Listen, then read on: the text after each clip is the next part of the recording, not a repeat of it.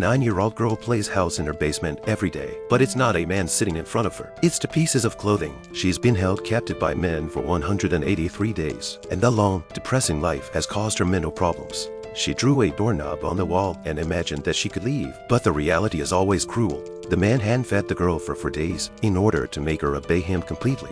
That day, the girl couldn't stand it any longer, so she squeezed a little toothpaste on the fruit skin, then put some ketchup on it, smeared it on her skin, and waited for it to dry, thus creating the illusion of skin ulcers. When the man comes over to deliver the food, the girl holds out her ulcerated arm to show him, trying to get him to take her out to the doctor. But the man sees through her poor performance and warns her not to try to escape.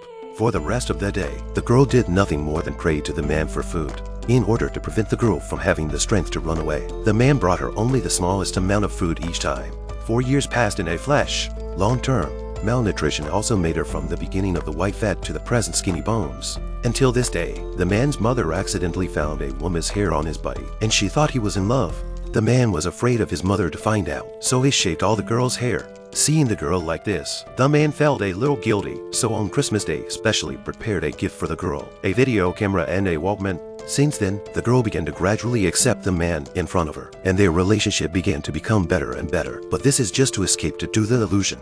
Finally, on the 29th day of her captivity, she had her first chance to escape. It was on this day that the man took her to the supermarket for the first time. To prevent the girl from escaping, the man gave her a pair of shoes that didn't fit. As she loaded the goods onto the cart, she realized that the man was no longer with her. This was the first chance for the girl to escape in her 6 years of captivity. All she needed to do was to shout out that she had been kidnapped, and she would have been able to escape from the devil. But at this moment, she couldn't say anything because the man's voice kept ringing in her ears. By the time the girl came to her senses, the man had already returned to her side, and thus she missed an opportunity to escape. After returning home, the girl regretted the 6 years of captivity, which had not only deprived her of her freedom, but also tormented her young heart. She couldn't stand it any longer, so she turned on the microwave, put toilet paper on it, and soon the basement was filled with smoke. The girl couldn't take it anymore, so she opened the window.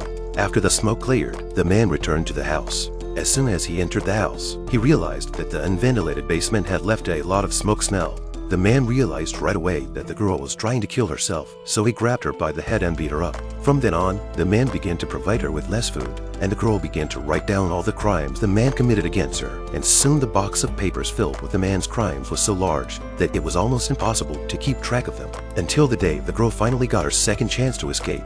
The man was going to sell his car and ordered the girl to clean it up. At that moment, the man receives a phone call and has to go back to his room to answer it because the vacuum cleaner is too loud. At that moment, the girl realizes that the door is unlocked, which is a perfect opportunity to escape, so she quickly rushes to the door and runs without looking back.